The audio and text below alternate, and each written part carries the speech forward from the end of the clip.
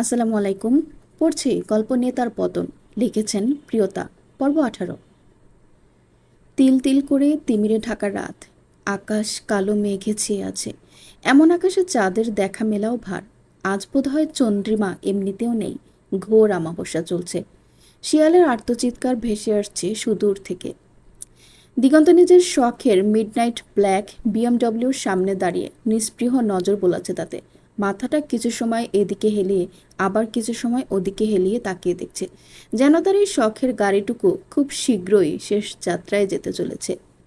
বুকে হাত ভাঁজ করে আরামের ভঙ্গিতে দাঁড়ালো সে। হাঁক পেরে ডাকলো ছিপছিপে সিকিউরিটি গার্ড ছেলেটাকে।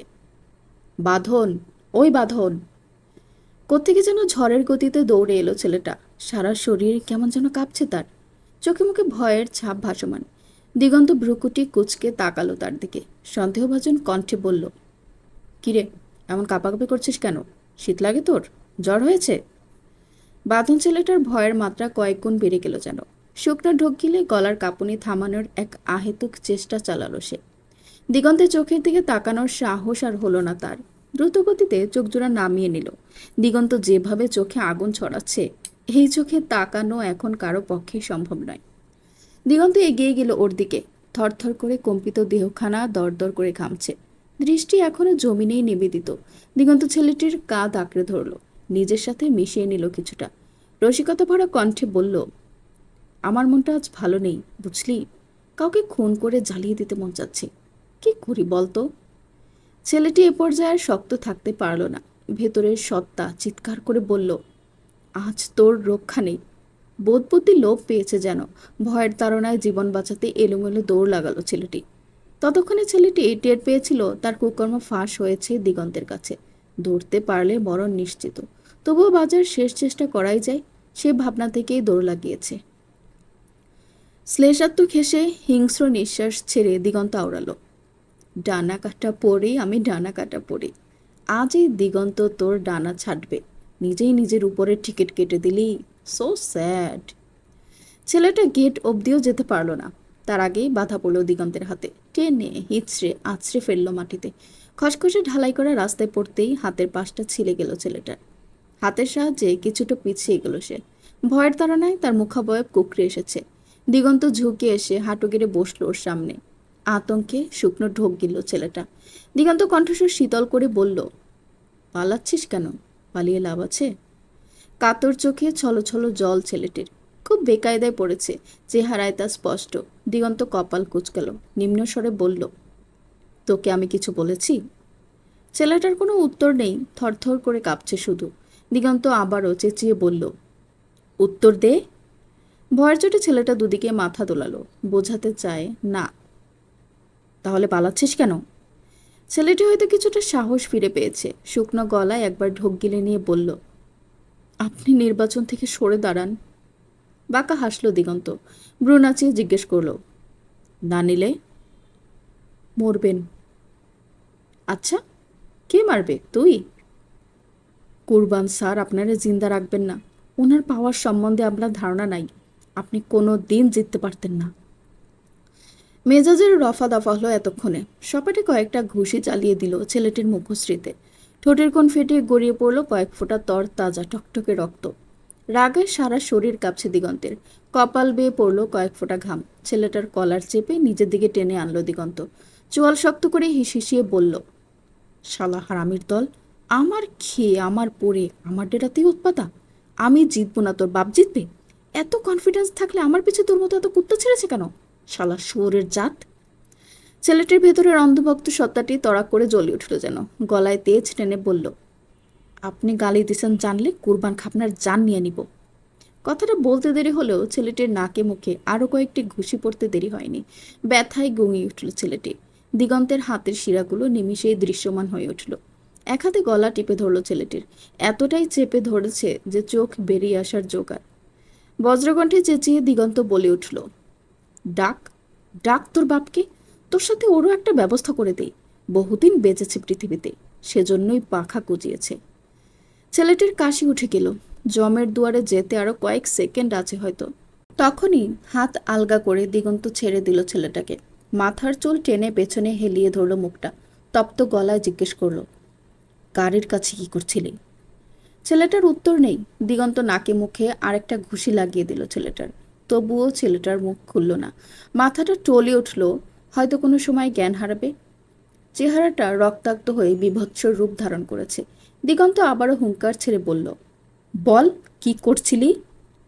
এবারও মুখে কুলুপ এঁটে আছে ছেলেটা। দিগন্তের আর ধৈর্য সইল না। উঠে দাঁড়ালো সে। মুখ খুলবি না তো? ঠিক আছে, তাহলে চিরতরে মুখটা বন্ধ করার ব্যবস্থা করি। কথাটুকু শেষ করেই পকেট থেকে গান বের করলো দিগন্ত। বন্দুকের নল ছেলেটার কপালে ঠেকানোর আগেই ছেলেটা আবার বলল, আমি মরলেও সমস্যা নাই, তুইও মরবি শাহ। একটা ট্রিগার শট আর ছেলেটার খেল খতম। রক্তাক্ত মৃতদেহ পড়ে আছে সামনে। দিগন্ত 2 আঙ্গুলে কপালে স্লাইড করছে। দিগন্তের সামনে গলা উঁচিয়ে কথা বলার সাহস কে দিল তোকে? নে, এবার গলাই নেই, কি উঁচু আর কি নিচু। পেছনে এসে দাঁড়ালো কেউ, শক্ত পুরুষালী কণ্ঠে আওড়ালো, শিট, লেট করে ফেললাম। পাশ ফিরে তাকালো দিগন্ত, কপাল কুচকে বলল, তুই? মুয়াজ উত্তরে বলল, ভূত দেখার মতো রিয়াকশন দিচ্ছিস কেন? দিগন্ত একটা ছোট্ট শ্বাস ফিরে বলল, কারণ ভূতই দেখছি মনে হচ্ছে। ওকে মেরে দিলি কেন? তুই এখানে এলে কিভাবে? মুয়াজ তাকালো দিগন্তের দিকে। দিগন্ত ওর দিকে কেমন চোখ বাঁকিয়ে তাকিয়ে আছে। কপালের ভাঁজ গাঢ় হয় মুয়াজের। সেই দিগন্তকে উদ্দেশ্য করে বলল, কি ব্যাপার, তুই আমার বাঁকা চোখে তাকাচ্ছিস কেন? ডোন্ট টেল মি তুই আমাকে সন্দেহ করছিস। দিগন্তের চেহারার এক্সপ্রেশন এক চিলতেও নড়ল না। মুয়াজ হতাশার শ্বাস ছেড়ে বলল, নিশির ডাক থেকে মেসেজ পাঠিয়েছিল তোর একটা ফুটেজে। ছেলেটাকে উত্তম কেলাচ্ছিস, সাথে ছোট্ট লেখা লাইভ। দিগন্ত কিছু বলল না, মনের মধ্যেই ভাবনার সাগরে পাড়ি জমাল। মেয়েটার কাছে মুয়াজের নম্বরও আছে। মেয়েটা আসলে কে? অজানা মেয়েটার প্রতি ধীরে ধীরে তার আগ্রহ বাড়ছে যেন। মুয়াজ আবারও বলে উঠল, একটা ক্যামেরাতেও কিচ্ছু রেকর্ড হয়নি। প্রত্যেকটা ক্যামেরা ব্লার আর না হয় স্থির চিত্র ধারণ করেছে। অথচ এখানে সব স্বাভাবিক লাগছে। আমাকে ইভান কিছুক্ষণ আগে জানিয়েছে। কিন্তু কিভাবে হলো বলতো? আমরা ছাড়াও আর কে এমনটা করতে পারে? দিগন্ত হাতের পিস্তলটা কোমরে গুজে নিয়ে বলল, যে তোকে মেসেজ দিয়েছে সেই করেছে। নিশের ডাক? মেয়েটা তোর প্রতি খুব দুর্বল, অ্যাডিক্টেড বলা যায়। দিগন্ত ফেরার উদ্দেশ্যে পা বাড়ালো। যেতে যেতে বলল, অ্যাডিকশন ছোটাবো পেলে, তুই নিজের কাজ কর। বাসায় ফিরে দিগন্ত সরাসরি বাথরুমে ঢুকে পড়ল। আয়নার সামনে দাঁড়িয়ে নিজের দিকে একবার তাকালো সে। চোখ মুখে এখনও সেই রুক্ষতা লেগে আছে।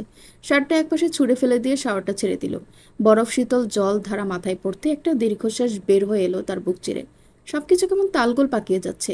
মেয়েটা, নিশির ডাক, তার প্রতিটি পদক্ষেপ কিভাবে জানছে? সিসিটিভি ফুটেজ গায়েব করে দেওয়া, মুয়াজকে লোকেশন পাঠানো, পুরো ব্যাপারটা কোনো সাধারণ হ্যাকারের কাজ হতে পারে না। মেয়েটা কি তাকে রক্ষা করছে, নাকি নিজের কোনো জালে আটকাচ্ছে? লম্বা শাওয়ার শেষ করে বাইরে বেরিয়ে এলো দিগন্ত। উন্মুক্ত শরীর বেয়ে ফোটায় ফোটায় গড়িয়ে পড়ছে স্বচ্ছ ঠান্ডা জল। মাথার চুলগুলো এক হাতে তোয়ালে টেনে মুছে নিচ্ছে সে। বেডে এসে বসতেই ফোনের আলোটা জ্বলে উঠল। আবারও সেই রহস্যময়ীর কল, নিশির ডাক। দিগন্ত ফোনটা তুলে উরুর উপরে রাখলো। খাদে নামানো পুরুষালী কণ্ঠস্বর। মাথার চুল মোছার দরুন মাথাটা এদিক সেদিক নড়ছে। আধো আধো ভাঙা গলায় বলল, ঘুম নেই? কণ্ঠস্বরটা কোনো মাদক দ্রব্যের মতো শোনালো পাশে বসা কিশোরীর কাছে। তার কণ্ঠ শুনেই সব তালগোল পাকিয়ে গেল বোধ হয়। ঘুমিয়ে কি হবে? নিজেকে কোথাও হারিয়ে ফেলেছে মেয়েটা, তাই তো এমন আজগুবি প্রশ্ন। দিগন্তের হাসি পেল, তবে নিজেকে আবার সামলেও নিল সে। জিনিয়া কপালে দুটো চাপড় পুষিয়ে দিল। এসব কি বলছে সে? গলা ঝেড়ে পরিষ্কার করে নিয়ে বলল, আপনার গাড়িতে জিপিএস ট্র্যাকার লাগানো হয়েছে। মাথায় চলতে থাকা হাতটা থেমে গেল দিগন্তের। এই কথাটা কিছুক্ষণ আগেই সে জেনেছে, কিন্তু অচেনা মেয়েটির সেটা জানা তার কাছে স্বাভাবিক লাগলো না। তার গাড়ির ডিটেলস চাইলেই বের করা সম্ভব নয়। সে এবার চিন্তিত হয়ে পড়ল। মেয়েটা এত কঠোর সিকিউরিটিও কিভাবে ব্রেক করে, সেটা ভেবে আপাতত অস্থির হয়ে উঠল তার মস্তিষ্ক। মেয়েটাকে অবলা নয়, বরং বোমা বারুদের চেয়েও ডেঞ্জারাস মনে হলো। আমাকে নিয়ে খুব ভাবো তুমি, তাই না? খুব। তাহলে মুয়াজকে না পাঠিয়ে নিজেই চলে আসতে আমায় সাহায্য করতে। না না, আমি রক্ত ভয় পাই। কথাটা বলে জিভ কাটে জিনিয়া। অসাবধানতায় কি একটা কথা বলে ফেলল সে। দিগন্তের কপাল কুঁচকে এলো। রক্তে আর কেউ ভয় পায় বলে তার মনে হলো, কিন্তু নামটা খুঁজে বের করতে আপাতত ব্যর্থ হলো সে। শাওন সোফায় গা এলিয়ে বসে আছে। তার চোখের মনি দুটো লালচে হয়ে ঘোলাটে দেখাচ্ছে। হাতে ধরা জ্বলন্ত কলকে থেকে ঘন ধোঁয়া ছেড়ে সে এক দীর্ঘ দম নিল। আড্ডার বাকি ছেলেগুলোর কণ্ঠস্বর তার কাছে আবছা হয়ে আসছে। কিছুক্ষণ আগে সে যে গাঁজার টানটা দিয়েছে তার নেশাটা এখন মগজে চটচড় করে বাড়ছে। শাওনের হাতের আঙ্গুলগুলো কাঁপছে। সে ধোঁয়াটা ছেড়ে বিড়বিড় করে বলল, রসের হাড়িটা কতদিন দেহি না, নেশাটাও আজকাল ভালো মতো চড়ে না। আমার কেউ পাখির নেশা টানার ব্যবস্থা কইরা দে। পাশ থেকে একজন বলে উঠল, কার কথা কন ভাই? পাশে আরেকজন গলা ছেড়ে বলল, মেয়েরাজের মাইয়া। ঠিক কইছি না ভাই? শাওন পৈশাচিক হেসে বৃদ্ধাঙ্গুলি দেখিয়ে সায় জানালো। প্রথম ছেলেটি বলে উঠল, ওই মেয়ের দিকে চোখও দিয়েন না ভাই, আইনজীবীর মাইয়া। ছেলেটার কোকসা বরাবর একটা লাথি বসিয়ে দিল শাওন। ছেলেটা ছিটকে গিয়ে পড়লো একটু সামনে। শাওন টলমলে নয়নে তাকিয়ে দাঁতে দাঁত চেপে বলল, ওসব আইন টাইন আমার বাল ছিড়ব। ওই মেহেরাজের মাইয়া হইলে আমিও কুরবানের পোলা। আবার সোফায় হেলে গিয়ে পৈশাচিক হেসে বলল, একবার খাইয়া দিলে পরে আর আইন দিয়া কি হইব? একেবারে বীজ বুইন্না দিমো, এরপর আমি ছাড়া উপায় নাই। পাশে বসা ছেলেটা আরেকটা তামাক এগিয়ে ধরল শাওনের দিকে। দাঁত দেখিয়ে হেসে বলল, মাথা ঠান্ডা করেন ভাই, আপনার লগে পারবো এমন কেউ এলাকায় আছে? ওই বলদার কথা শুনলেন না? শাওনের যেন বেশ খুশি হলো ছেলেটার কথায়। তামাক হাতে টেনে নিয়ে বলল, এর লেগেই তোর এত ভাল লাগে? যা, যে কোনো নরকির লগে সোজাইয়া মস কর, কবি শাওন ভাই দেখবো সব। গাড়ির উপরে লাল ফিতা দিয়ে বানানো বড় বো দেখলেই বোঝা যায় গাড়িটা সদ্য কেনা হয়েছে। গাড়ির ঠিক সামনে দাঁড়িয়ে আছে জিনিয়া, রাত্রি আর মেহেরাজ সাহেব। কুরবান খা পানের পিক ফেলে লাল দাঁত বের করে হেসে বলল, এটা আমার ভাতিজির লাইগা, একদম আমারটার মতোই। পছন্দ হয় নাই ভাতিজি? মেহেরাজ সাহেবের চেহারা আগের মতোই শিথিল। তিনি আর চোখে মেয়ের দিকে একবার তাকালেন। জিনিয়া মনোমুগ্ধকর দৃষ্টিতে তাকিয়ে আছে কুরবান খার দিকে। এই দৃশ্য সামান্য বিরক্ত করল মেহেরাজ সাহেবকে। মনে মনে কপাল চাপড়ে চোখ সরালেন তিনি। শান্ত মেজাজে বললেন, ধন্যবাদ, আপনার এই গিফট আমরা গ্রহণ করতে পারছি না। আপনি প্লিজ এটা ফেরত নিয়ে যান। জিনিয়ার কোনো ভাবাবেগ নাই। আগের মতোই সেই স্বর্ণদন্তের হাসিতে সে মুগ্ধ হয়ে তাকিয়ে আছে। রাত্রি ওর কানের কাছে গিয়ে ফিসফিসিয়ে বলল, দিগন্ত না হয় ঠিক ছিল, কিন্তু তা বলে এমন বুইড়া বেটার ওপর তুমি ক্রাশ খাবে জিনিয়া? আমি তো ভাবতেও পারছি না। তোমার কি সুগার ডেটি চাই? জিনিয়ার কপাল কুঁচকে এলো। মেয়েটা পাগল হয়ে গেল নাকি? কি থেকে কি বলছে। কপালে বিরক্তির ভাঁজ ফেলে সে তাকালো একবার রাত্রির দিকে। কুরবান খা কয়েক কদম এগিয়ে গেল ওদের দিকে। মেহেরাজ সাহেবকে লক্ষ্য করে বলল, তুমি ডিসিশন নেওয়ার কে মিয়া? গাড়ি আনলাম আমার ভাতিজির জন্য। আমার ভাতিজি আমারে বলছে এই গাড়ি তার পছন্দ হয়েছে, তাই না মামনি? জিনিয়া কি বলবে বুঝে উঠল না। সেদিন সে বলে ফেলেছিল গাড়িটা ভালো লেগেছে। এখন কথা পাল্টালে বিষয়টা গরমিল হয়ে যাবে। তাই সেও মাথা দুলিয়ে হ্যাঁ বোঝালো। মেহেরাজ সাহেবের রাগ যেন ক্ষণে ক্ষণে বাড়তে লাগলো। পর্ব ১৯। কক্ষজুড়ে পিনপত নীরবতা, যেন কোনো দণ্ডায়মান আসামির শেষ যাত্রার আগ মুহূর্ত। শোকে ছেয়ে আছে চারপাশ, তাই মৌনশোক পালিত হচ্ছে। গুমোটে পরিবেশ, কেবল আওয়াজ পাওয়া যায় জিনিয়ার হৃদস্পন্দনের মৃদু ঢেউ খেলানো শব্দ আর মেহেরাজ সাহেবের তপ্ত রাগের বিষাক্ত দীর্ঘশ্বাস। মেহেরাজ সাহেব একাগ্র চিত্তে জিনিয়াকে অবলোকন করে যাচ্ছেন। চোখ দুটোতে রাগে ঝলসে দেওয়ার চিহ্ন স্পষ্ট। জিনিয়া ভয়ে সেদিকে তাকাতে পারছে না। যাওয়ার চোখে দু একবার তাকিয়েছিল। বাবার অগ্নিশর্মার রূপ তাকে ততবারই ভীতি জাগিয়ে চোখ সরাতে বাধ্য করেছে। ক্ষণে ক্ষণে বহুক্ষণ হলো জিনিয়া আর তার বাবা এভাবেই আছেন। জিনিয়ার ঠিক পাশে রাত্রিও দাঁড়িয়ে আছে। অসহায় হয়ে তার মুখটাও যেন শুকিয়ে গিয়েছে। জিনিয়া নিজেকে শক্ত করলো। এভাবে আর কতক্ষণ? একটা কিছু বলা দরকার। মনের মাঝে অগাধ সাহস টেনে নিয়ে জিনিয়া বলল, বাবা আমি আসলে। মুখের কথা মুখেই রয়ে গেল। অমনি মেহরাজ সাহেব ধমকে উঠলেন, চুপ! এমন গগন কাঁপানো ধমকে কেঁপে উঠল জিনিয়ার ছোট্ট সত্তা, সাথে মোচড় দিয়ে উঠল কলিজাও। বাবা তো কখনো এত জোরে ধমক দেয় না। খুব জটিল কিছু হয়েছে কি? বাবাকে কি বিপাকে ফেললাম? নিজের মনেই ভাবনায় ডুবে যায় জিনিয়া। পাশে থাকা রাত্রিও হালকা কেঁপে উঠল যেন। সাথে হয়তো কেঁপে উঠেছে ছোট্ট ঘরের চার দেয়ালও। জিনিয়া এবারে ভয়ে সিটিয়ে গেল। এতক্ষণ ভয়েরা আশেপাশে ঘুরলেও খুব একটা জাঁকিয়ে বসেনি, কিন্তু বাবার এমন রুদ্রমূর্তি ধারণ আর সাথে আত্মা কাঁপিয়ে দেওয়া ধমকে এবার তারা যেন ওকে গলা জড়িয়ে ধরল। মেহরাজ সাহেব নিজের রাগ পতন না ঘটিয়ে এক প্রকার হুঙ্কার ছেড়ে বললেন, তোমার ছেলে মানুষের জন্য আজ কি হলো সেটা বুঝতে পারছো? জিনিয়ার চোখে মুখে ফুটে উঠল একরাশ অনুশোচনা। ইস, কি করুণ সেই চাহনি! কিন্তু তাতে মন গলবে না মেহরাজ সাহেবের। আগের ন্যায় ধমকেই বললেন, আমার এতকালের সততায় আজ দাগ লেগেছে তোমার জন্য। এই, তুমি আমার সন্তান? রাত্রি যেন সইল না এসব কথা। মনটা তার কেমন করে ক্ষতবিক্ষত হয়ে গেল। কাপা গলায় সে কিছু বলতে চাইল। বাবা, ও হয়তো এত কিছু বোঝেনি। আজ আর রাত্রির কথাতেও জিনিয়াকে ছাড় দিলেন না মেহরাজ সাহেব। রাত্রিকেও ধমকে উঠলেন তিনি। কি বোঝেনি? সব বোঝে ও। তুমি ওর হয়ে সাফাই গাইবে না রাত। আমি তোমায় নিষেধ করছি। অতি আহ্লাদে মাথায় চড়েছে সে। অন্তঃগৃহে ভয়ের মিছিল বেড়েই চলল কিশোরীর। আহিদুক মন কু ডাকছে তার। বড় কোনো শাস্তির প্রাপ্তি ঘটবে, নয়তো বাবার আত্মহংকারে আঁচ করবে। নিজের অজান্তেই তবে কি সে ফেসে গেল? আপাতত তার বাবার থেকে ছাড় পেলে বাকিটা না হয় সামলে নেওয়া যেত। নিজের মনের শখানেক জটিলতায় আটকা জিনিয়ার কর্ণকুহরে পৌঁছল আরও জোরালো এক ধমক। আজ থেকে তোমার বাইরে বেরোনো এবং সকল ডিভাইস চালানো বন্ধ। যতদিন সব ঠিক না হচ্ছে, তুমি এ বাড়ির বাইরে পা রাখবে না। আর কোনো ধরনের ডিভাইসও চলবে না তোমার ঘরে। সবার সঙ্গে মেশা বন্ধ তোমার। আজকে উঠল জিনিয়া। এ কেমন কথা হলো? বাইরে যাও এমনিতেই বন্ধ ছিল, এখন সব ডিভাইসও বন্ধ? কাঁদো কাঁদো মুখটা তুলে তাকালো সে। কম্পিত কণ্ঠে নাক টেনে বলল, আমি কি করেছি? তুমি আমাকে এত বকলে যে বাপা। আমি কি আঙ্কেলকে বলেছি গাড়ি কিনে দিতে? সেদিন গাড়িতে চড়ে বলেছিলাম গাড়িটা সুন্দর। সুন্দর তাই বলেছে সুন্দর, সেটা আমার দোষ হয়ে গেল? এখন আমি সুন্দর বলেছি বলে উনি গাড়ি নিয়ে আসবেন, সেটা আমি জানতাম? তোমাদের কর্মক্ষেত্রে আমাকে বিনা কারণে ফাঁসাচ্ছ। আমি নিজেও জানি না কেন আমার বাইরে বের হওয়া তুমি নিষিদ্ধ করেছো। আমি মেনে নিয়েছি, কিছু বলিনি।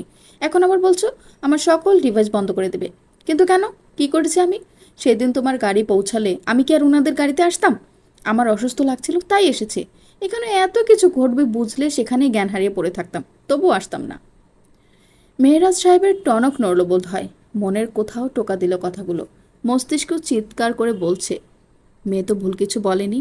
সে তো তার নিজের মতোই ছিল, বরং নিজের কারণেই মেয়েকে পদে পদে দমে যেতে হচ্ছে শঙ্কার অতল গহ্বরে।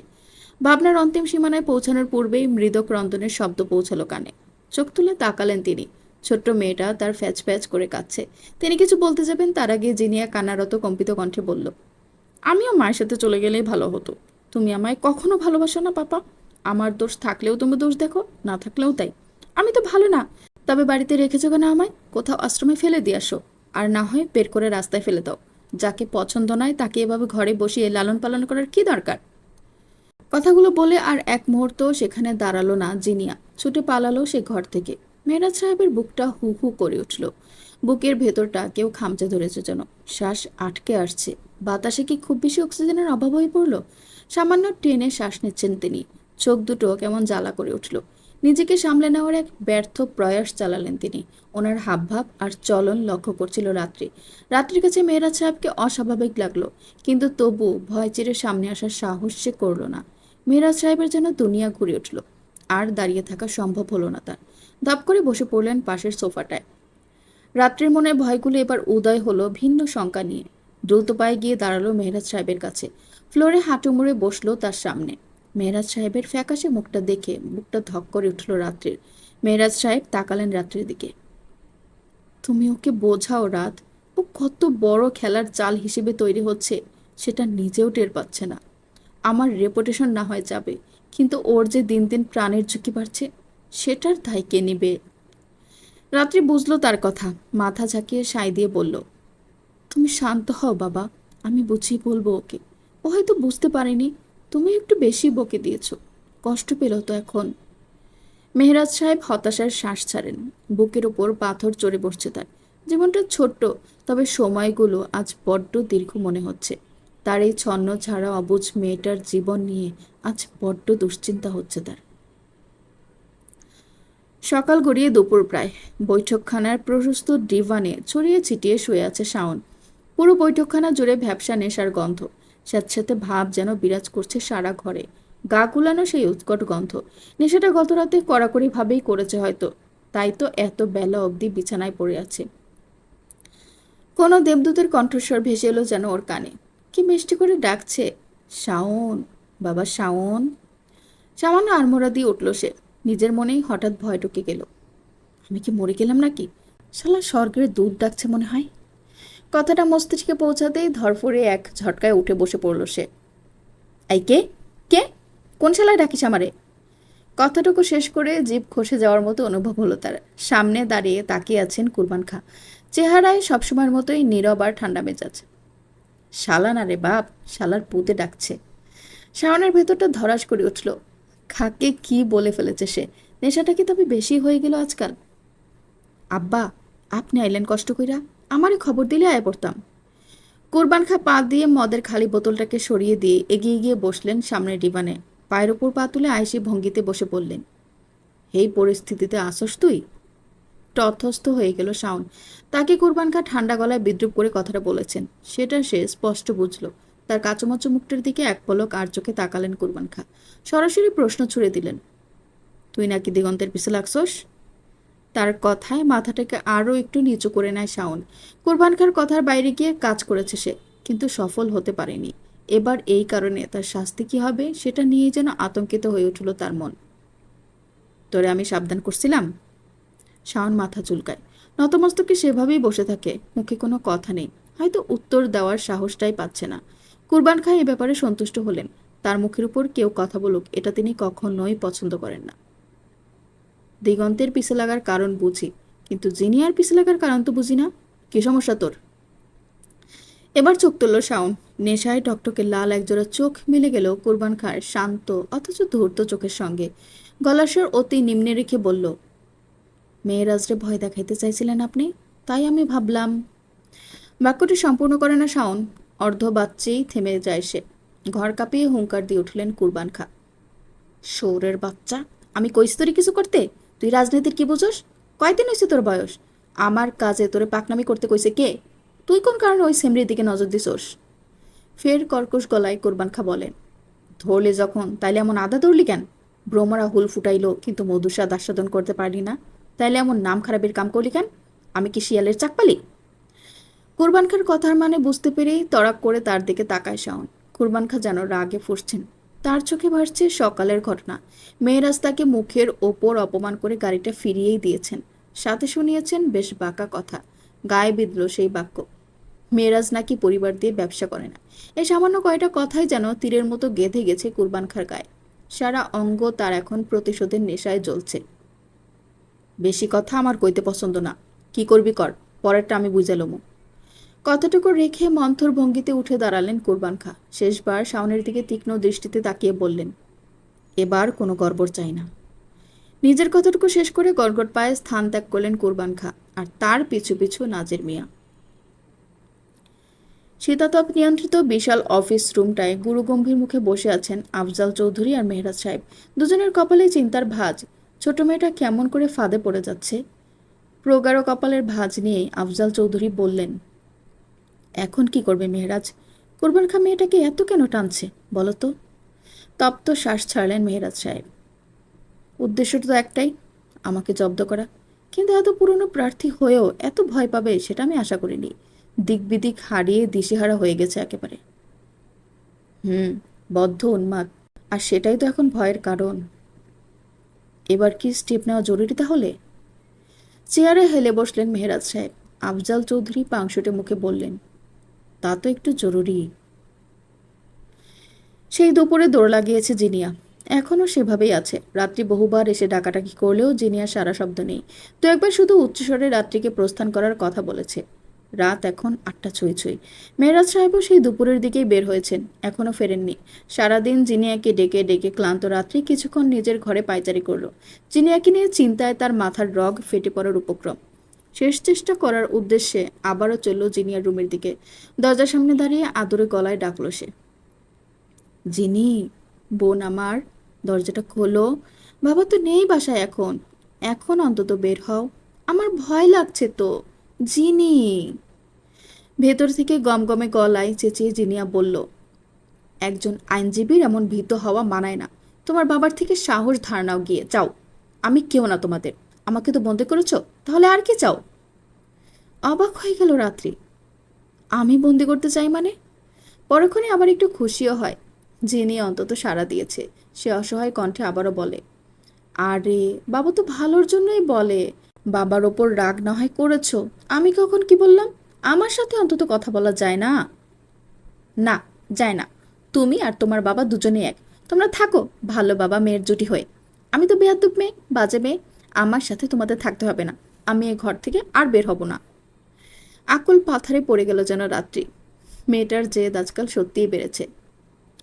বাড়ির আঙিনায় গাড়ি ঢোকার আওয়াজ পাওয়া গেল। সেই শব্দ রাত্রির কানে পৌঁছাতেই সে ছুটে গেল বারান্দা দিকে। মেহরাজ সাহেব ফিরেছেন তবে। রাতে দৌড়ে গিয়ে সদর দরজাটা খুলে দিল। গভীর ক্লান্ত মুখশ্রীতে এক চিলতে হাসলেন মেহরাজ সাহেব। সোফার উপর নজর করলেন। সবসময় বিড়ালের মতো কুণ্ডলি পাকিয়ে বসে গেম খেলা মেয়েটা নেই আজ সেই স্থানে। আবারও বুক চিরে বেরিয়ে এলো এক তিক্ত দীর্ঘশ্বাস। সামনে এগিয়ে যেতে যেতে জিজ্ঞেস করলেন, এখনো বের হয়নি রুম থেকে? রাত্রি মৃদুস্বরে বলল, জি না। খায়নি? না। গুটি গুটি পায়ে তিনি পৌঁছে গেলেন অভিমানী কন্যার ঘরটার সামনে। কিছুক্ষণ তাকিয়ে রইলেন নীরবে। কোনো সারা শব্দ নেই। মুচকি হাসলেন মেহরাজ সাহেব। জিনি। বাবার ডাক শুনে শোয়া থেকে উঠে বসলো জিনিয়া। বুঝতে পারলো তার বাবা ফিরে এসেছেন, কিন্তু রাগ তো আর কমেনি। তাই সাড়া দেবে না বলেই সিদ্ধান্ত নিয়ে নিল।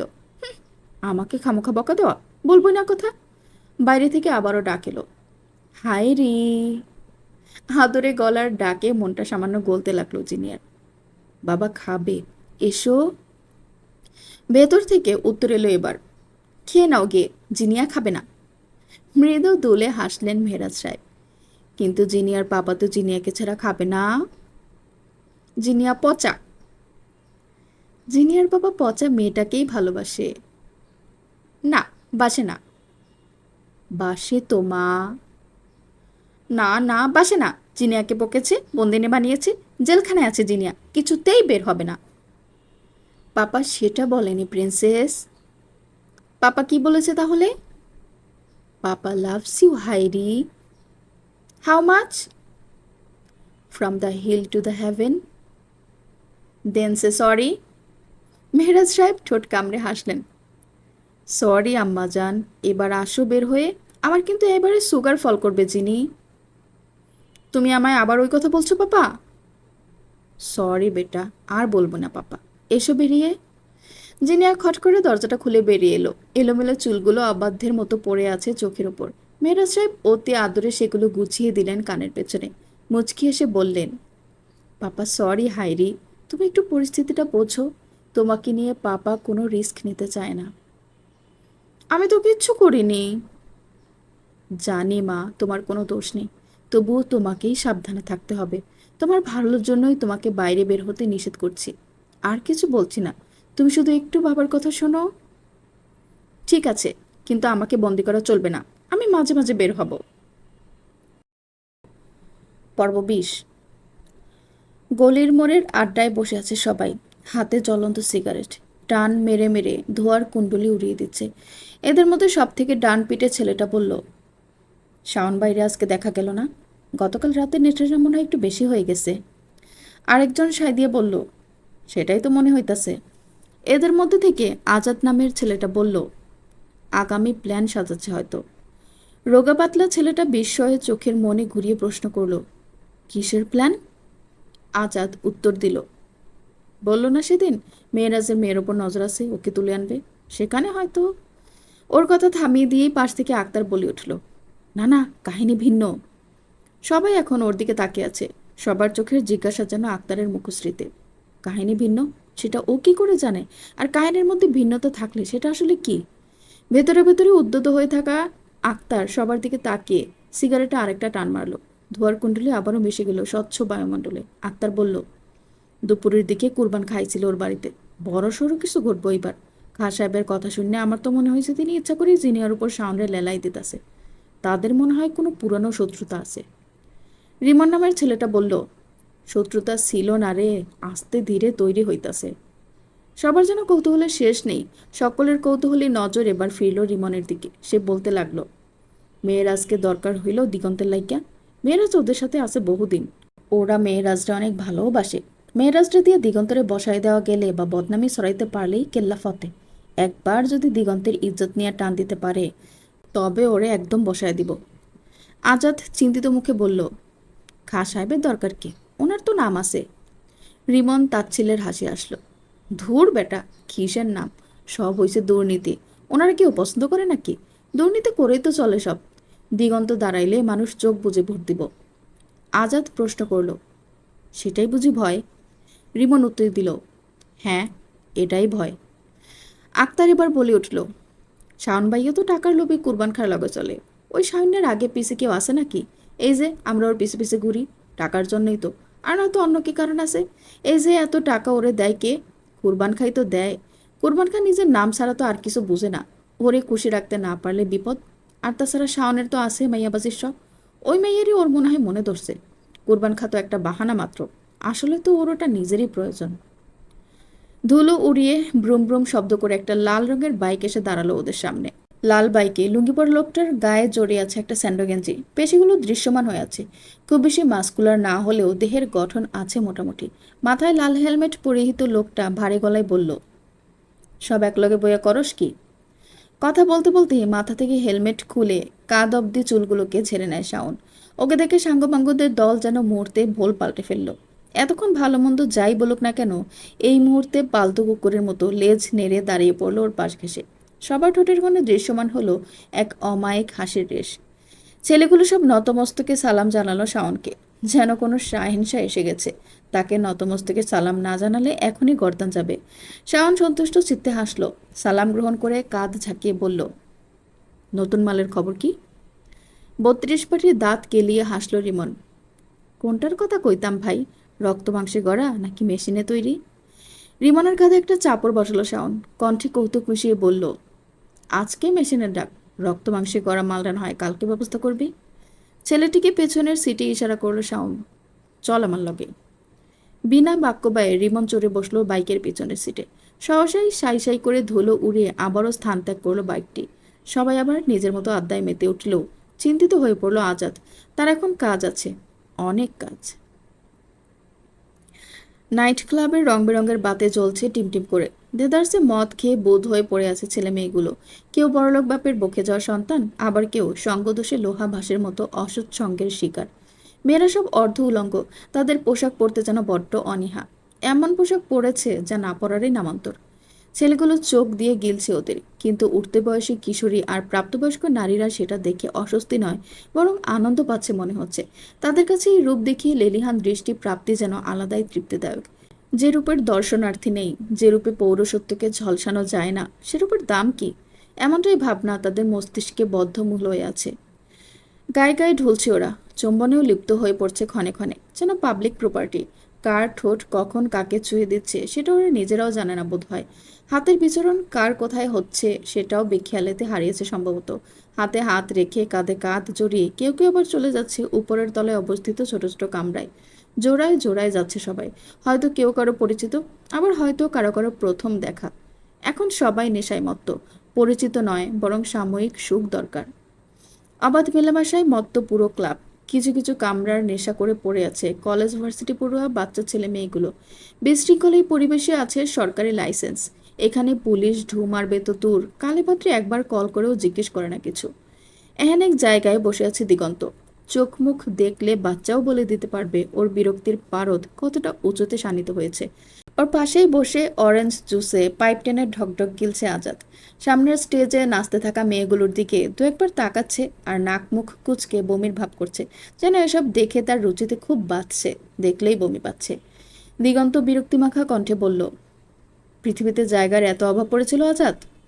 আজাদ জানে দিগন্তের স্বভাব সম্পর্কে। দিগন্তের চেহারায় স্পষ্ট সে বিরক্ত হচ্ছে। তাকে আরেকটু বিরক্ত করার উদ্দেশ্যে আজাদ বলল, কেন ভাই, খারাপ কি? কত প্রজাপতি। দিগন্ত গা ছাড়া ভাব করে ওর দিকে সম্পূর্ণ ঘুরে বসলো। আমার প্রজাপতিতে অ্যালার্জি আছে। মুখ টিপে হাসলো আজাদ। দুষ্ট বুদ্ধিরা কিলবিলি উঠল মগজে। চেহারাখানা সিরিয়াস করে বলল, সত্যি করে কইয়েন ভাই, আপনার কোনো সমস্যা আছে? দিগন্তের এক আলাদা রূপ আছে। সে একটি ব্রু উঁচিয়ে ধরতে পারে, এখনো তাই করলো। এক ব্রু বাকিয়ে সন্দিহান গলায় বলল, কি কইতে চাস? না মানে, 28 বছর বয়সেও আপনি সিঙ্গেল, মাইয়া মানুষ দেখলেই নাক সিটকান, আপনার কি তাইলে ছেলে পছন্দ? হোয়াট? আজাদের কণ্ঠে নিখাত বিদ্রুপ মিশিয়ে বলে, আরে ভাই স্বীকার করেন, সমস্যা নাই, আজকাল সব নর্মাল। আজাদের সাথে গলা মেলায় এবার দিগন্ত। ওকে নিজের কাঁধে চেপে ফেলে রসিকতার স্বরে বলল, তোর বুঝতে দেরি হইয়া গেছে। আমার তো আসলে তোর ওপরই নজর। চল, ওপরের তলায় রুম বুক করা আছে। নিজেকে ছাড়ানোর বৃথা চেষ্টা চালিয়ে আজাদ বলে, সি ভাই, আমার রুচি তো সমস্যা নাই। দিগন্ত এক প্রকার টানাটানি শুরু করে দিল আজাদকে নিয়ে। আমারও জেন্ডার নিয়ে বাছাবাছি নাই, মজা পাইলেই সই। চল বেবি, আজকে তোরে খেয়ে দেই। আজাদ আহাজারি করে বলে, মাফ চাই ভাই, ছাড়েন আমারে, আর কমু না। দিগন্ত ছেড়ে দেয় ওকে, নিজ স্থানে আবারও বসে পড়ে, জাস্ট লাইক এ জেন্টেলম্যান। দিগন্তের পাশ ঘেঁষে বসলো আজাদ, চোখ দুটো সামনের স্টেজে উদ্দাম নাচতে থাকা ছেলে মেয়েগুলোর দিকে। ওর মতো করে সামনের দিকে মুখ করে তাকিয়ে বসলো দিগন্ত। দুজনের হাতেই দুটো টনিক উঠেছে এবার। সামনে তাকিয়ে থেকে আজাদ বলল, ভাই, এখানে সবচেয়ে চেঙ্গিস মাইয়াডার আমার পছন্দ হয়েছে খুব। কি করা যায় কন দেহি? মাইয়াডা আমার শয়নে স্বপনে বিরাজমান। আজকাল বাপ মায়ও কইয়া দিছে, যারে মন চায় তুলে নিয়ে এসে মজা কর, আমরা তো আছি। কোড ল্যাঙ্গুয়েজে কথা বলছে আজাদ। সরাসরি জিনিয়া বা শাওনের নাম না বলেও তাদের মধ্যকার পরিস্থিতি বোঝানোর চেষ্টা। দিগন্ত আর ও পাবলিক প্লেসে এভাবেই কথা বলে, তাই বিষয়টা ধরতে তার ন্যানো সেকেন্ডও লাগলো না। দিগন্ত মুখাবয়ব বদলালো না, স্বাভাবিক থেকেই বলল, হুম, খুব সুন্দর তো বিষয়টা। তোর বাপও তোকে সাপোর্ট করে। I truly appreciate this. কিন্তু ওই মেয়ের পেছনে দেখ, একটা ছেলে আছে, দেখছিস? আজাদ দুদিকে মাথা তুলালো। হ ভাই, একেবারে স্পষ্ট দেখতাছি। দিগন্ত বিদ্রুপের হাসি হাসলো এবার। ওই ছেলের হাত দুটো কেমন আঁকড়ে ধরে রাখছে মায়েদের দেখ। তুই ধরতে যাওয়ার আগে একটু ভেবে নিস ভাই, হাত দুটো নিয়ে যদি আর ফেরত না আইতে পারস, আহা রে, আমার খুব কষ্ট লাগবে রে। দিগন্তের শেষের কথার টোনটা বেশ কৌতুকপূর্ণ মনে হলো আজাদের কাছে। সে আর চোখে তাকালো একবার দিগন্তের দিকে। চেহারায় না জানি কিসের এক পৈশাচিক হাসিও ঝুলিয়ে রেখেছে সে। মনে হচ্ছে সত্যি এখনই আজাদকে সে নিজেই পুঁতে রেখে দেবে। আজাদ আকলে সে শুকনো ঢোক গেল, মনে মনে ভাবল, সে কি কথা, আমি তো খবর সাপ্লাই করলাম, এখন তো দেখছি আমার উপরেই চড়াও হয়ে যাবে।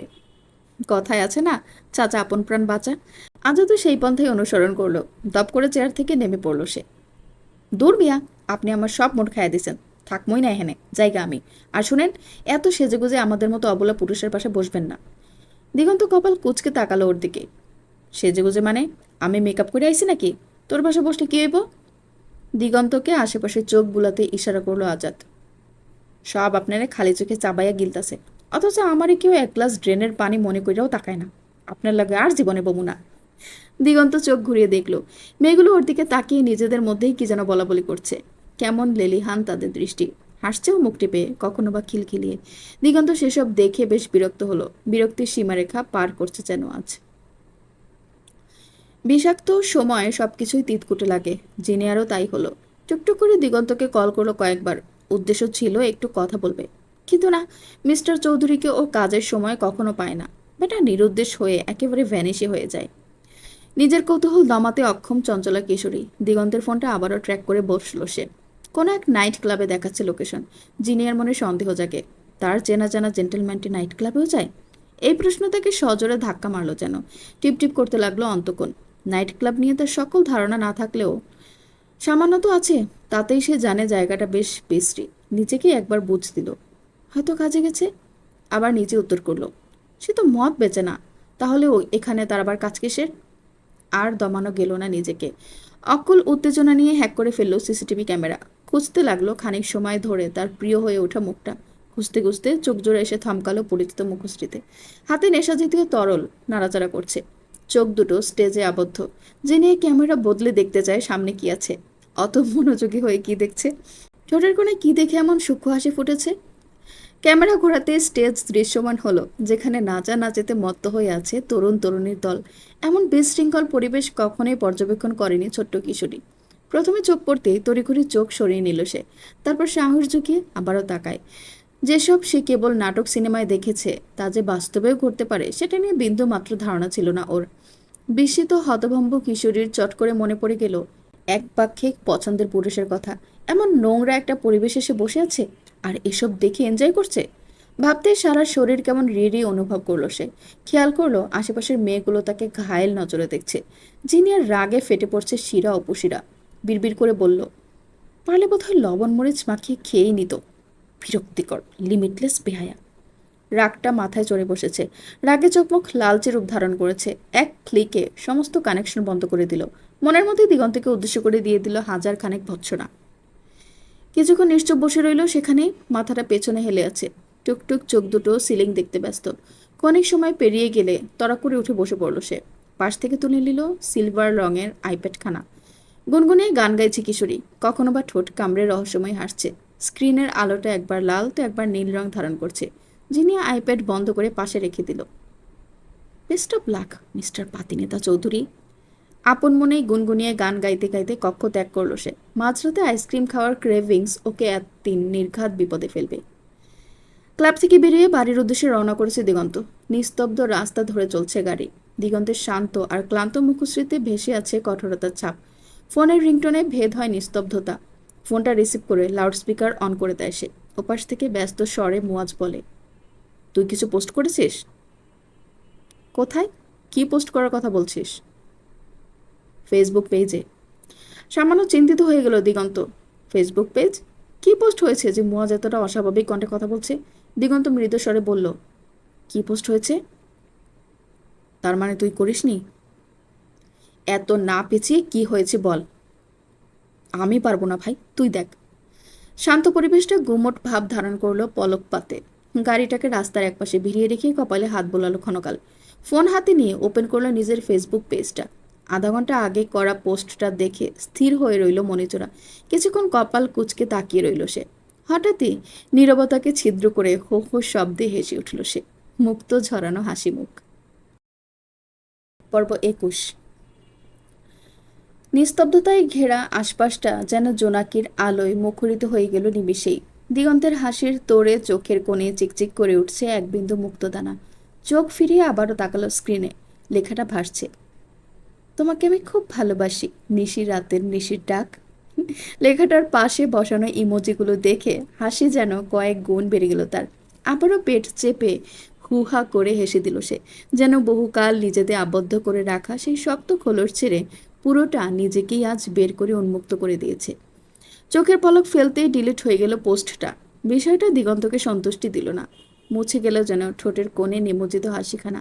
স্ক্রিনে ভেসে উঠল নতুন একটি পোস্ট। ইফতি দিগন্ত চৌধুরীর অফিসিয়াল আইডিটি হ্যাক হয়ে গিয়েছিল। আমরা ফিক্স করার চেষ্টা করছি। গত 1 ঘন্টা আগে থেকে আগামীকাল সকাল পর্যন্ত এই পেজ থেকে করা সকল কল, মেসেজ এবং পোস্টগুলোকে ইগনোর করার জন্য অনুরোধ করা হচ্ছে। Moderator post. ধন্যবাদ। পূর্ণ হাসি মিয়ে মুচকি হাসিতে পরিণত হলো। সামান্য বিষণ্ণতা হয়তো ঘিরে ধরেছে তাকে।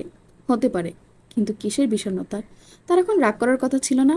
তার মতো এমন ব্যক্তিত্ব ধারণকৃত একটা লোকের অফিসিয়াল পেজে এমন একটা পোস্ট, শখানেক মেসেজ, হাজারখানেক কমেন্ট। মিমাররা মিমস বানানো শুরু করে দিয়েছে। তোলপাড় লেগে গেছে পুরো সোশ্যাল মিডিয়ায়। কোথাও আহাজারি, আবার কোথাও কৌতুক। কিন্তু তার অজান্তেই সব ঘটে গেছে। তবুও তার রাগ হচ্ছে না, বরং সে হাসছে। কাজটি কে করেছে সেটা তার জানা। মেয়েটির এমন বাচ্চা সুলভ আচরণে কি তবে ফুটিয়েছে তার প্রাণের গভীরে হাসির খোরাক? সোশ্যাল মিডিয়া কারো একার জগৎ তো নয়। এখানে সব উন্মুক্ত, সবার জন্য। দিগন্তের বলে এমন একটা পোস্ট হওয়ার সাথে সাথেই হাওয়ার মতো উঠতে উঠতে সেই নিউজ এসে পৌঁছে গেল কুরবান খার কানে। পান খাওয়ার লাল ঠোঁটজোড়া এলিয়ে চওড়া হাসলেন তিনি। হ্যাঁ রে শাওন, কি মনে হয়? শাওন হয়তো বুঝলো না তার কথার ধারা। বেচারা টাইপ চেহারা নিয়ে বলল, কোন বিষয় আব্বা? এই যে পিরিতির ফুল ফুটছে হেইডা। কইলেও তো আইডি হ্যাক হইছে। আর ওর মতো এমন স্যারার লাগে কারো টিকবো? হুম, মনে হয় না। তার কথার পিঠে ইয়াসির বলে উঠল, হ্যাক হয়েছে দিগন্তের পেজ? এত সহজ? তুই কর দেখি। সব মিছা কথা, কাহিনী কিছু একটা আছে। কোরবান খাই ইয়াসিরের কথায় বেশ সন্তুষ্ট হলেন বোধ হয়। পানের পিক ফেলে বললেন, কথাটা তুই ভুল কস নাই। কাহিনী কিছু একটা আছে যেটা আমরা জানি না, কিন্তু আমার মন কয়। এটুকু বলে থামেন তিনি। আবারও পানির পিক ফেলে দিয়ে বাম হাতে ঠোঁট মুছলেন। বেশ দৃঢ় গলায় বললেন, সব কিছুর পিছে মেহেরাজের ছোটো মাইয়াটাই। শাওন ধূর্ত হাসল। তাইলে আমরা এখন কি করবো? কোরবান খা পূর্ণ দৃষ্টিতে তাকালেন। দেখ, বুঝে কি পাস। কোরবান খার কাছ থেকে সম্পূর্ণ সাপোর্ট পেয়ে মনটা তার থেকে থেকেই যেন ময়ূর নেচে উঠছে। তার কত কালের সাধনা, এই মেয়েকে সে ছুঁয়ে দেখবে। এবার যাই হোক, উদ্দেশ্য হাসিল সে করবেই। গরমটা আজ বেশ ঝাঁঝালো। কি জানি সূর্য আজ কার উপরে চটে আছে। নিজের সেই তপ্ত মেজাজের তাপ দাহে ঝলসে দিচ্ছে ধরনী। তাই তো চারিদিকে ঝাপসা গরম আর খা খা করা ঝলসানো চোখ মুখ। আজ অনেকদিন পর জিনিয়া কলেজে এসেছে। খুব জরুরি কোনো কাজ ছিল তেমন নয়। একেবারে বাড়ি বসে থেকে সে একটু বিরক্ত হয়ে পড়েছিল। এদিকে দিগন্তের ওপরও আজকাল মেজাজ খুব চড়ে আছে। সব মিলিয়ে ভরাক্রান্ত হয়ে গিয়েছিল কিশোরীর ছোট মন। তাই আজ জেদ ধরে হলেও বেরিয়েছে বাইরে। নিজের মনটাকে সামান্য হালকা করা খুব জরুরি হয়ে পড়েছে যেন। টিয়ারা আসেনি আজ কলেজে। ঈশান আর জিনিয়াই সারা ক্যাম্পাস ঘুরঘুর করছে। ঈশান যেন তটস্থ হয়ে আছে, এক মুহূর্ত জিনিয়াকে ছাড়ছে না কাছ থেকে। বিষয়টাতে জিনিয়া তেমন বিরক্ত হয়নি, সামান্য অবাক হয়েছে হয়তো। তৃতীয় পিরিয়ডে ক্লাস বাঙ্ক করে বেরিয়ে পড়েছে ওরা। ঈশানকে এক প্রকার চুলে টেনে নিয়ে এসেছে জিনিয়া। এখন সে আইসক্রিম খেতে ইচ্ছুক, আর ঈশান তার সাথে যেতে বাধ্য। বেচারা হাজারবার নিষেধ করে আটকাতে পারেনি একরোখা চঞ্চল রমণীকে। কলেজ রোডের বিপরীতে একটু হেঁটে গেলেই আইসক্রিম পার্লার। দুজনেই হাঁটছে তারা। ঈশানের হাতটা নিজের হাতে বন্দি করেছে জিনিয়া, আর বরাবরই সেই হাত ছাড়িয়ে ফোন চেক করছে ঈশান। চোখ গভীর ভয়ে যেন নিহিত তার। কালোর মতো মোটাসোটা ছেলেটার সাথে সজোরে ধাক্কা লাগে ঈশানের। প্রায় উল্টে পড়তে গিয়েও নিজেকে সামলে দাঁড়িয়ে পড়ে সে। আরে, এমন ধাক্কা মারছেন কেন? সামনের লোকটার চেহারার ভঙ্গি বিকৃত করে চেঁচিয়ে বলল, আমি ধাক্কা দিছি না তুই কানার মতো হাঁটতাছিলি? আপনি চেঁচাচ্ছেন কেন? ভালোভাবেও কথা বলা যায়। এই ছোকরা, কি করতে চাস? আমি ব্যবহার খারাপ করছি তোর লাগে? ঈশানের বেশ বিরক্তি লাগতে শুরু করলো। লোকটা আহেতুক গায়ে পড়ে লাগছে। সে লোকটাকে পাত্তা না দিয়ে বলল, আচ্ছা ঠিক আছে, আমারই ভুল, সরে জায়গা দিন। ঈশানের এমন ভাবলেশহীন ব্যবহার আর অবজ্ঞা লোকটিকে আরও তাতিয়ে দিল মনে হয়। হুঙ্কার ছেড়ে সে বলল, এই ছেলে, কি করতে চাস? আমারে দয়া করে ছাইড়া দিতেছোস, নাকি আমারে তুই পাত্তাই দিস না? এমন একটা ভাব করলে মনে হয়। ঈশান হাত জোর করে বলল, আপনি যা ভাবার ভাবেন, আমাকে যেতে দেন। হুম, আমার লগে ক্যাসেল করে এমনি যাইবা আর আমি দেখবো? সম্ভব না তা। তো কি চান? সরি ক। ঈশানের মেজাজে ঘি ঢালার কাজ করলো ছোট্ট এই উক্তি। সে সমস্বরে চেঁচিয়ে বলল, হোয়াট? এই ইংলিশটা কইতে কই নাই, অন্যটা ক। তাদের বাঘ বিতণ্ডায় ছোটখাটো একটা ভিড় জমে গেল। ঈশান খেয়াল করলো জিনিয়া তার আশেপাশে নেই। এত অপরিচিত মুখের ভিড়ে সেই কিশোরী নেই। বুকটা মোচড় দিয়ে উঠল ওর। হায়, এ কি সর্বনাশ ঘটে গেল! জিনিয়া কোথায়? মাথায় শখানেক প্রশ্ন একসাথে উকি দিল, তার সাথে কোনো অশুভ সংকেত। জিনিয়ার মুখ চেপে ধরে হাত দুটো পেছনে মুষ্টিবদ্ধ করে আঁকড়ে রেখেছে পাপন নামের ছেলেটা। বাচ্চা জিনিয়ার জীর্ণ শীর্ণ শরীর পেরে উঠছে না এমন স্বাস্থ্যবান ছেলের শক্তির কাছে। অনবরত ছুটোছুটি করেও লাভ বিশেষ হচ্ছে না তার। ছেলেটার সঙ্গে লিকলিকে পাতলা করে কুচকুচে কালো ছেলেটা কাউকে ফোন করলো। ভাই, সুসংবাদ, আপনার পাখি তো খাঁচায়। আচ্ছা ভাই, বকশিস লাগবো কিন্তু। ক্লাবে নিমো নাকি কোনো হোটেলের ব্যবস্থা করতাম ভাই? বাসটা করতেন ভালো মতো। কতটুকু বলেই পৈশাচিক হাসলো ছেলেটা। সেই হাসিতে জিনিয়ার ভয় হলো না, বরং গা গুলিয়ে বমি পেল।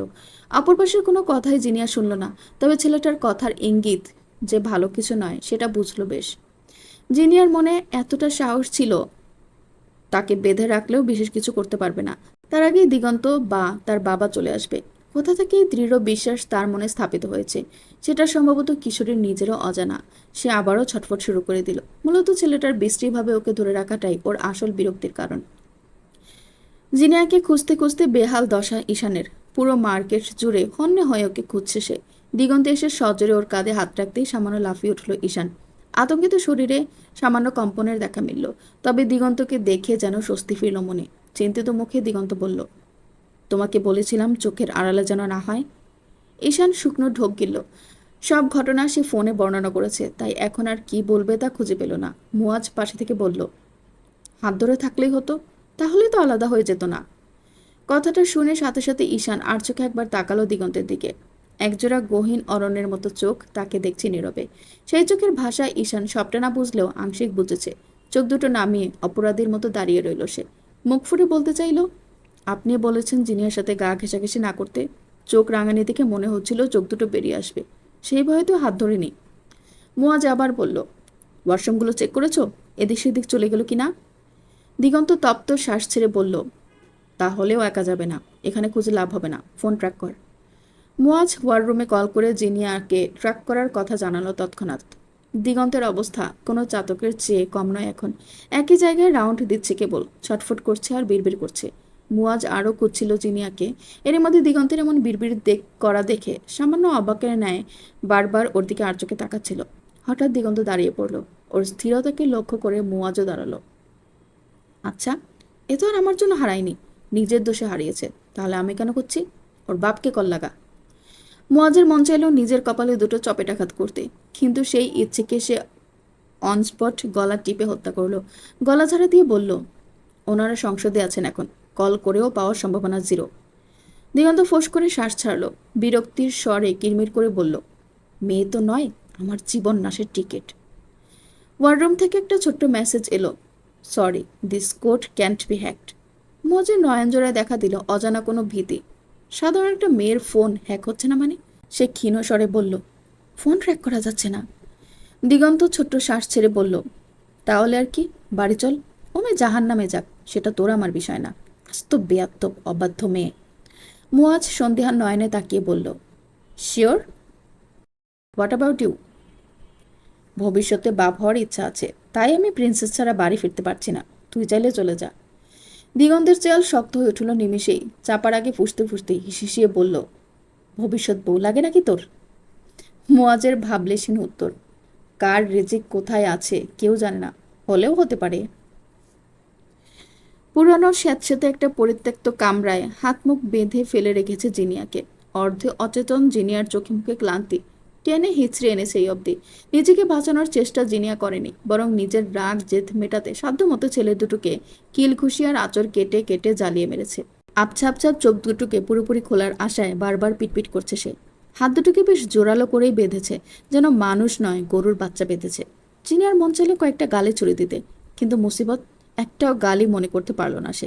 গালি না শিখতে পারার জন্য এই প্রথম তার খুব রিগ্রেট হচ্ছে। মনে মনে শপথ করল, বাড়ি ফিরেই গালি দেওয়া শিখবে সে। গালি দিলে অন্তত মনটা তো হালকা লাগতো। এখন নিজের রাগে নিজেই পড়ছে। ওর ভাবনার মাঝেই পাপন ছেলেটা ঢুকে এলো কামরায়। গা জ্বালানো বিশ্রী হেসে বলল, কি ময়না, কেমন লাগে শ্বশুর বাড়ি? জিনিয়া ওকে ইশারায় কাছে ডাকে। ছেলেটা নাটকে ভঙ্গিতে আঁতকে উঠে বলে, না না, এখন আপনার কাছে যাওয়া নিষেধ, আগে ভাইয়া হোক। জিনিয়ার মন চাইল ছেলেটাকে উঠে গিয়ে দুটো থাপ্পড় দিয়ে বলতে, আরে বেশি বোঝা সন্ন্যাসী, তোরে আমি কোন মতলবে আসতে বলছি সেটা শোন আগে। আমার মুখ খোল, তিলকে তাল বানাস কেন? কিন্তু বেচারি বাধা থাকায় তা আর করতে পারল না। সেটা নিয়েও এবার শুরু হলো নতুন আফসোস। জিনিয়া চোখ রাঙালো এবার, বেশ কড়া দৃষ্টিতেই তাকালো। পা ছোড়াছড়ি করতে লাগলো সে। ছেলেটি বেশ কিছুক্ষণ তাকিয়ে রইল ওর এমন ছটফটানি দেখে। তারপর কি মনে করে কাছে এসে মুখের বাঁধনটা খুলল। ব্যাস, টেপ রেকর্ডার চালু। এত শক্ত করে বেঁধে রাখার মানে কি? হ্যাঁ, নিজেদের উপর বিশ্বাস নেই? আপনাদের সাথে মারপিট করে আমি পালাতে পারবো? এত অকর্মণ্য আপনারা? শেষের কথাটুকু ছেলেটার গায়ে লাগলো। সে তুচ্ছ তার ছেলের হাসি হেসে বলল, বাপরে, গলায় যে তেজ! তোমার মতো চুনোপুটি মাইয়া আমার লাগে মারপিট করবা? হো হো শব্দে হেসে উঠে ছেলেটি। জিনিয়ার আরেক দফা মেজাজ চড়ে যায়। কথায় কথায় এমন বিশ্রী হাসার মানে কি? নিজের রাগ জেদ সব সংবরণ করে নীরব দর্শকের মতো তাকিয়ে থাকে সে। ছেলেটি আবার বলতে থাকে, আমার বাম হাতের লগেও পারবেন না আপা আপনি। সেজন্যই বলছি, খুলে দেন। হুম, নিষেধ আছে। কে নিষেধ করলো শুনি? আপনার হবু জামাই। তাহলে খুলে দেন, বাকিটা আমি আমার হবু জামাইয়ের সাথে বুঝে নেব। ছেলেটা জিনিয়ার এমন টাস টাস কথায় সামান্য অবাক হয়। জিনিয়ার মাথায় সমস্যা আছে বলে তার ধারণা হয়, না হলে এমন কিডন্যাপের পর কেউ তো স্বাভাবিক থাকে কিভাবে? কাকে না কাকে বর বানিয়ে দিয়েছে, আর এই বাচ্চা মেয়েও তা মেনে নিয়েছে। ছেলেটার চিন্তার সুতো বাড়ছে তো বাড়ছেই, কমার নাম নেই। জিনিয়া আবারও চেঁচিয়ে বলল, এই, আপনি আমার হবু জামাইকে নিয়ে আসেন, আমার কথা আছে তার সাথে। বিয়ের আগেই এমন অবস্থা, বিয়ের পর আপনাদের যেন কাজেই না নেয়, সেই বিষয়ে পরামর্শ দিতে হবে। এই মেয়ে, তুমি চেনো আমি কার কথা বলি? আমার জামাই, আমি চিনব না? কে, কও দেহি। শাওন। ছেলেটা ওর কথায় স্তব্ধ হয়ে তাকিয়ে থাকে কিছুক্ষণ। মেয়েটা শাওনকে চেনে? শাওনের নামটা কত দ্রুত বলে দিল, ন্যানো সেকেন্ড সময়ও নেয়নি সে। পাপনের মস্তিষ্কে প্যাচ লেগে যাচ্ছে। জিনিয়া বিষয়টা খেয়াল করলো। সে পাপনকে আরেকটু ঘরে ফেলতে চাইল। কল করেন শাওনকে, আমি কথা বলবো। পাপনের আশ্চর্যের সীমানা পিলার বেয়ে কেবল আকাশে চড়েছে। কপাল কুচকে বলল, না, পারমিশন নাই। জিনিয়া ত্যক্ত স্বরে বলল, না জেনে উত্তর দেওয়া পাবলিক শাওন পছন্দ করে না। আপনার সাথে রাখলো কিভাবে? পাপন ভেবে দেখলো জিনিয়া ঠিক কথাই বলছে। দনমন মন নিয়ে পকেট থেকে ফোনটা বের করলো সে। এদিকে জিনিয়ার মনে এক টুকরো প্রশান্তি। সাকসেসফুলি ম্যানিপুলেট করতে পেরেছে সে। পাপন একবার কল করতেই কলটা রিসিভ করে শাওন। অত্যন্ত নিচু স্বরে ফিসফিসিয়ে পাপন বলে, ভাই, মাইয়া তো হেব্বি পদরাকি, আপনার লগে কথা কইতে চায়। ওপাশ থেকে শাওন বলল, আমারে চিনে যে কথা কইব? হ ভাই, চিনে। কিছুক্ষণ চুপ থাকে শাওন। তাকে চেনে? এই কথাটাকে শাওনের মস্তিষ্কেও ধাক্কা দিল বোধ হয়।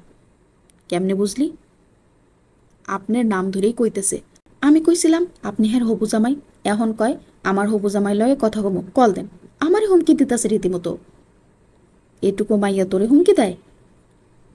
আপনার নাম নিয়ে হুমকি দেয় ভাই। মাইয়া এটা বহুত চালাক তার মানে। চোখের আড়াল করবি না, আমি আইতাছি। জিনিয়া ওর ফিসফিসানি আংশিক শুনতে পেল, জোরে চেঁচিয়ে আবার বলল, এই, আমি আপনাকে কথা বলতে বলেছি নাকি আমার সাথে কথা বলতে বললাম? আমার ক্ষুধা লাগছে, আমি সকালে না খেয়ে আসছি কলেজে। ওপাশে শাওন ওর চেঁচামেচি সবটাই শুনল। বিরক্তিতে কপাল কুচকালো তার। সে পাপনকে উদ্দেশ্য করে বলল, কি খাবে খাওয়া, কিন্তু সাবধান, অ্যাটমের ঘরে অ্যাটমই হয়, মনে রাখিস। পাপন কল কেটে জিনিয়ার দিকে তাকালো, শান্ত স্বরে জিজ্ঞেস করলো, কি খাইবা মামুনি? ভাবিকে সম্মান দিয়ে কথা বলতে হয়, জানেন না? ন্যূনতম শিক্ষাও নেই দেখছি। আমাগো শিক্ষা লই আপনার ভাবতে হইব না। দুইটা বন আর চায়না দিমো? এখন এসব খাই না আমি। পাপন মনে মনে বলল, ওরে নবাবের বেটি, তোরে খাইতে দিমু তাই বেশি, আবার পঞ্চপদ খোঁজে। কিন্তু মুখ খুলে তার বলা হলো না। কি খাইবেন তাইলে? ডাবল পেটি চিজ বার্গার, সাথে চকলেট কোন আইসক্রিম। পাপনের বুকে কেউ পাথর চাপা দেওয়ার মতো অনুভব হলো। এত দামি খাবার চাইছে, তার পকেট আজ ফাঁকা হবে।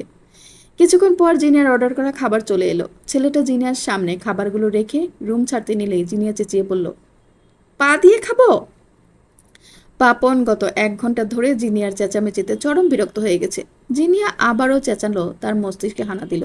সেও একইভাবে চেঁচিয়ে বলল, খা গিয়া, তাতে আমার কি? জিনিয়ার কপাল কুচকালো। কি বললেন, আবার বলেন তো? পাপন রেগে থাকলেও সিচুয়েশন বুঝলো। জিনিয়াকে আর না ঘাটানোর সিদ্ধান্ত নিল সে। জিনিয়ার সামনে এসে বিনা বাক্য ব্যয়ে হাত দুটো খুলে দিল। জিনিয়ার হাত দুটো ছাড়া পেয়ে ঝাড়লো বেশ কয়েকবার। বাঁধনের জায়গাগুলো লাল হয়ে আছে। সেদিকে তাকে একটা ছোট্ট শ্বাস ফেলল সে। পাপন তার সামনে এখনো দাঁড়িয়ে। জিনিয়া বলল, তাকিয়ে কি দেখছেন, হাত ধর, পানি দেন। পাপন এক চুল নড়ল না সেখান থেকে। হাত ছেড়ে ডাকতে একটা ছেলে এসে পানি দিয়ে গেল হাত ধোয়ার জন্য। জিনিয়া খেয়াল করলো এটা সেই ছেলেটা নয় যেটা পাপনের সাথে ওকে কিডন্যাপ করেছিল। জিনিয়া বুঝতে পারলো এখানে একাধিক লোকজন রয়েছে। হাত ধুয়ে নিয়ে আবারও হাত বাড়ালো পাপনের দিকে। পাপন অবাক চোখে তাকিয়ে রইল। হাত বাড়ানোর কারণ সে ধরতে পারল না। জিনিয়া বলল, গ্লাভস দিন। পাপন অবাক চিত্তে প্রশ্ন ছুড়ল, কি এর গ্লাভস? বার্গার খাওয়ার আগে একটা গ্লাভস পরতে হয়, জানেন না? সেটাই দেন। পাপন নিজেকে সামলানোর চেষ্টা করতে করতে তার অন্তকাল চলে আসবে বলে বোধ করলো। কিরমির করে বলল, হাতে খাইয়ালন, গ্লাভস নাই। এরপর আর কিছু কইলে খাওয়া বন্ধ। জিনিয়া ওর রক্তচক্ষু দেখে ভেতরে সামান্য ভরকে গেল, কিন্তু সেটা প্রকাশ পেল না চেহারায়। গাল বেঁকিয়ে ভেঙচি কাটল সে। তারপর খাওয়ায় মনোযোগী হয়ে গেল। পাপন ছেলেটা এখনো সেখানেই ঠাই দাঁড়িয়ে। কিন্তু জিনিয়া সেসব পাত্তা না দিয়ে ঝটপট খেতে লাগলো। তার আসলেই খুব ক্ষুধা লেগেছিল। কথায় আছে, পেট ঠান্ডা তো দুনিয়া ঠান্ডা। জিনিয়ারও তাই হলো। খেয়ে দিয়ে মাথাটা ঠান্ডা হয়ে এসেছে। এবার সে পাপনের দিকে তাকিয়ে বলল, আমি এখন থেকে এখানেই থাকবো? পাপন আরেকটু অবাক হলো, আপনি এনেই থাকতে চান নাকি? আপনি না বললেন আমার জামাই আসবে? জামাই আসলে তো বিয়ে হবে, আর বিয়ে হলেই তো সংসার হয়। তাহলে আমি সংসার করবো কই? এখানে? এটা তো পুরনো বাসা। শাওন কি গরিব? জিনিয়ার এত প্রশ্ন শুনে বিরক্ত হলো পাপন। বারবার ঘুরে চেক করছে সে। সময় দেখছে ক্ষণে ক্ষণে। শাওন কেন আসে না? এদিকে জিনিয়া তার আনচান ভাব দেখে টের পেল সে বিরক্ত। জিনিয়া আরও বিরক্ত করার উদ্দেশ্যে বলল, অবশ্য সমস্যা নেই, আপনি বাড়িঘরটা একটু সাফ করে দেবেন, তাহলেই থাকা যাবে। জিনিয়ার কথা শেষ হওয়ার আগেই কামরায় ঢুকে এলো একটা 14-15 বছর বয়সী ছেলে। ছেলেটা পাপনকে উদ্দেশ্য করে বলল, একটু বাইরে আসবেন ভাই। ছেলেটার চোখমুখ আর কণ্ঠস্বর যেন স্পষ্ট জানান দিল কোনো অযাচিত বিপদের। পাপনের কপাল কুঁচকে গেল। সে ইশারায় জানতে চাইল, কি হয়েছে? ছেলেটার চোখমুখ আগের মতোই স্থির। সে কিছুই বলল না। তবুও বোধহয় পাপন কিছু টের পেল। সে ছেলেটাকে জিনিয়ার সাথে থাকতে বলে বাইরে বেরিয়ে গেল। জিনিয়ার কোনো হেলদোল দেখা গেল না। লাল চাঁদের বিছানা পুরনো চৌকিতে ধপাস করে শুয়ে পড়ল সে। শুয়ে ছেলেটাকে উদ্দেশ্য করে বলল, চৌকিতে একটা ম্যাট্রেস দরকার। আমি শক্ত বিছানায় শুতে পারি না। শাওনকে বলবে আমাকে পরের বার আনার আগে যেন এই স্যাঁতস্যাঁতে রুমটা রং করে আর এখানে ভালো একটা বিছানা আনে। জানালার পর্দাও পাল্টাতে হবে। কত ঝামেলা এখানে, খালি কাজ আর কাজ। বাইরে থেকে তুমুল হট্টগোলের আওয়াজ শুরু হয়ে গেল। বোঝাই যাচ্ছে বেশ বড়সড় দাঙ্গা বেঁধে গেছে। জিনিয়া ঠোঁট উল্টে এক চিতলে তুচ্ছ হাসল। এটাই তো হওয়ার ছিল। জিনিয়ার ধারণা ছিল দিগন্তে নিশ্চয়ই শাওনের কল ট্র্যাক করবে। সে চিন্তা থেকেই সে পাপনকে ফোর্স করেছিল কল করার জন্য। পাপন আর শাওনও পা দিল সেই ফাঁদে। ট্র্যাক করে ঠিকই জিনিয়াকে পেয়ে গেল ওরা। জিনিয়ার হাত দুটোকে হাওয়ায় তুলে নাড়ছে আর গুনগুন করে গাইছে। নিজেই নিজেকে প্রশ্ন করছে, আমাকে খুঁজছিলেন, কিন্তু কেন? দায়বদ্ধতা, ভালো লাগা, ভালোবাসা, দায়িত্ব, নাকি কোনোটি নয়? পাশে দাঁড়িয়ে থাকা ছেলেটি ওকে দেখলো, সবটা কথা শুনলো। ছেলেটি বুঝতে পারলো জিনিয়া কোনো সাধারণ মেয়ে নয়। বয়সে প্রায় ওর সমান হলেও ব্রেন ওর চেয়েও কয়েক গুণ চালু। ছেলেটা কপাল কুঁচকে কেমন সন্দিহান চোখে তাকিয়ে রইল। জিনিয়ার চোখ পড়ল ওর ওপর। ওকে বলল, এভাবে আমার দিকে তাকানোর পারমিশন কারো নেই, বাঁচতে চাইলে চোখ নামাও। জিনিয়ার তীক্ষ্ণ চোখে তাকিয়ে দেওয়া এই ঠান্ডা হুমকিটা ছেলেটার ভেতর যেন এক শীতল স্রোতের ধারা বইয়ে দিয়ে গেল। দৌড়ে কামরায় ঢুকে এলো আরেকটি ছেলে। সে হাঁপাচ্ছে, যেন বাঘের খাঁচা থেকে পালিয়ে আসা শিকার। এসে জিনিয়ার হাত ধরে টানতে লাগলো। পাশে ছেলেটিকে উদ্দেশ্য করে বলল, পেছনের দরজা দিয়ে পালাতে হবে রিনিয়া, দিগন্ত আয়া পড়ছে। ছেলেটা সায় জানালো। জিনিয়া হাত ছাড়ানোর চেষ্টা চালাতে লাগলো। এই ছাড়, আমি নিজেই যেতে পারবো, ছাড়। ছেলেটা যেন ওর কথা কানেই তুলো না। এক প্রকার টেনে হিঁচড়ে তাকে পেছনের দরজার দিকে নিতে থাকলো, কিন্তু শেষ পর্যন্ত আর পৌঁছানো হলো না। তার আগেই সামনে এসে দাঁড়ালো মুয়াজ। কিরে, কই যাস ছোটন? ছেলেটার চোখে দেখা গেল হঠাৎ সংশয়, ভয়ে শুকনো ঢোক গিলল সে। ছেলেটা এক পা করে পেছাতে লাগলো, কিন্তু এখনো জিনিয়াকে শক্ত করে চেপে ধরে রেখেছে। মুয়াজ শান্ত কণ্ঠে বলল, ওকে ছেড়ে দে, আমি তোকে কিছু করব না। কিন্তু ছোটন সে কথায় কান দিল না। সে জিনিয়াকে হিঁচড়ে নিয়ে পেছনে ছুট লাগাতে চাইল। জিনিয়া ওদের সাথে তাল মিলিয়ে ছুটছে। এই দৃশ্য মুয়াজকে এক ধাক্কায় যেন চায়না পাঠিয়ে দেওয়ার মতো হয়ে দাঁড়ালো।